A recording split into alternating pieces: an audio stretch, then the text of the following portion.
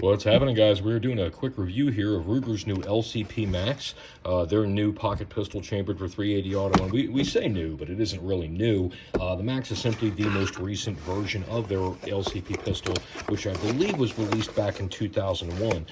So this whole design, if we go back to its roots, is actually in the Kellgren wheelhouse. So Keltec, owned by a guy by the name of Kellgren, actually created the pistol called the P32. It was a 7-round 32 auto pistol in the late 90s. Mid-90s or the earliest. I was a kid, bear with me. Long story short is that later on they made that gun into the P380, which was a similarly styled pistol in 380 auto. Takedown lever has maintained its presence here throughout the entire, evolution of this design. So Keltec made this gun. They couldn't make it fast enough. Ruger came out in about 2000, 2001, may have been as early as 99. It was like, hey, hold my beer. We're going to make something just like this P380, and that was the original LCP. In fact, Keltec sued Ruger.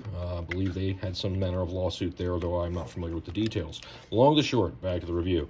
The LCP Max is the newest version of the LCP, so we maintain a very similar profile up top to the LCP2, its most recent configuration that we're coming out of, but the frame itself is much larger, and not so much the trigger guard or even the front here, but you'll notice where the frame tends to widen out here as we get above the trigger, and it maintains that uniform thickness pretty much all the way to the rear. I like this, and I've carried this and owned this for a while now. Ruger did not send this to me. I have my state paperwork here showing that I, in fact, did pay my doll hairs for this firearm some months ago, but I like it more than the LCPs, and I'll explain why. I've been carrying Ruger's versions of this gun since probably about 2005 in some version. I was actually one of the guys that came out of the Keltec market. Yeah, look at that. I carry my guns. Imagine that.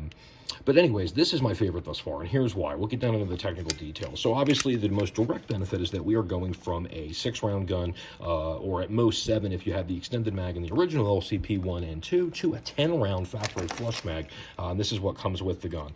So 10 rounds is factory. However, Ruger is making a 12-round mag. I've chosen not to get one, utilize one. They're actually having them at work. But for me, this is a deep concealment gun. This is when I can't carry something larger. So going to that 12-round mag actually puts me, in my opinion, into the grip style of a 365 Hellcat or similar sized gun. So I've opted to stick with the 10, but Ruger does make a 12, does come with a sleeve, will hang out just about that much, but would obviously hang out like kind of past that little base plate right there. It comes slightly past that, but it would give you 12 and a little bit more of a hand on the gun. One up top would give you 13. It's a hell of a pocket pistol. The only one that I think has ever mirrored this for capacity is maybe Bursa's Thunder Plus, and I think this is a way better quality firearm.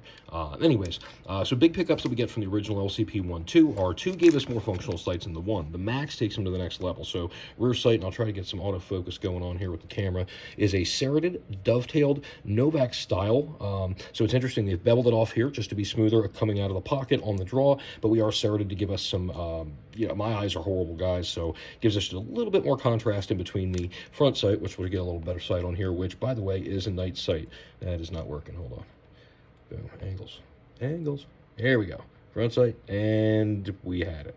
But anyways, I'm going to get a little zoom action there. We'll try that. There we go. Front sight is dovetailed into the gun, as is the rear. So they are replaceable if we want to go to high-vis sights. If we want to go to a different style night sights, those are available as well. But other cool things here, basic features are, I believe, a 2.7-inch barrel. Ruger has their usual taper here, kind of holding everything together. Spring does feel a little stiffer than it did in the other LCPs, and I have shot this a bit, so we're probably in a couple hundred rounds, but still holding up. I've had no failures with this. I have shot junk through it. I have shot Blazer aluminum. I've shot good brass. I've shot, maybe it's reputable brass. It is so far so good. Fired everything we've put through it, so I'm pretty happy with it. Another big thing that we'll not really notice until we're on the range firing, so I think it's useful to discuss, is the way that this gun shoots. So if you gave me an LCP or LCP2, I would shoot it very well out to about 10 yards. So what I have found is that the way the recoil is dispersing on this pistol in the rear, due to being so much wider than the original one, is just so much more shootable. I have a better purchase. Ruger's gotten away from that taper that they did in the front on pistols like the EC9, the LC9, and then even the LCP2. They were fatter at the rear. They were skinnier up front, and the problem was that, yeah, it dispersed the recoil a little wider, but every time I would grip that gun, I felt like I was turning it slightly to the left, because I'm just used to a uniform grip. grip, call me crazy. So love the ergonomics of the Max, way better than I did the 1 or the 2 even. And it's proven to be super reliable. Like I said, I've fed multiple things through it. But before I repeat myself further, just a couple things that do come with the pistol from the factory. Ruger gives us a speed loader for the mag. It's not an Uplula, guys. It's not the best one ever, but I have used it just to test it. It is functional. A little loose on the gun, or I'm sorry, on the mag, if you will, but does seem to function appropriately. So for those of us who have trouble loading mag after mag, it is nice that we're not paying for that. Usual chamber flag, gun lock, all Ruger's legal obligatory items, as well as a pocket holster to get you started. Now, not a bad system. If you're not into the budget to buy a good rig and setup for this, it will get you started. It is functional. Keep in mind, it is nylon. It is the Uncle Mike style. One, very flimsy on the J-hook on the draw, very easy to crush, very easy to have a failure go there. And then two, it draws moisture to your gun, which is the #1 reason I kind of stay away from nylon in general and argue with old guys consistently. Leather is better. Leather will still draw moisture to your firearm. I've opted to go with something in a Kydex configuration. I honestly don't remember the company, so I'm not going to name drop, but it's been great. Basically, gun locks in, front pocket holster, good click retention. I can actually push it out with my thumb before I deploy, or I can use the J-hook. But solid, doesn't add bulk to the gun. We are anticipating that Ruger is going to have a thumb safety available for this just based off the configuration of the holster, but mine does not have one. I think they will offer that at some point because the market's demanding it. All in all, guys, great pistol. If you have a 1 or a 2, I haven't found that it carries really any differently than they do. The print in my hand is slightly larger, but the print on my body or in my pocket really isn't any bigger, particularly while holstered. So, yeah, I couldn't shoot the other ones very well past 7 to 10 yards. We've been holding some pretty solid groups with this, even out at 15 and 20. Definitely all fight-winning hits. I'm not an X-ring shooter with a 2.7-inch barrel. If you are, please come shoot with me. I will take any lessons you'll give me.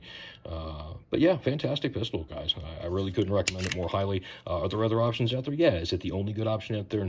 No. But capacity-wise to weight-wise, remarkable. I think the original LCP was just at 10 ounces. If this is over 11, I'll be amazed. I'm actually not reading off technical specs, so I am kind of speculating there, but does not feel any heavier than the original, though I suspect that with a loaded 10-round mag, I am probably wrong.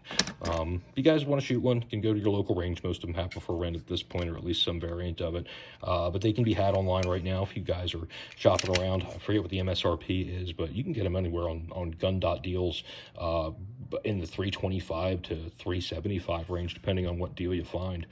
Yeah, great little backup gun, great little I'm not supposed to have a gun. Tritium night sight in the front is awesome, much more shootable than the first gens, guys. Highly endorsed. Go get one.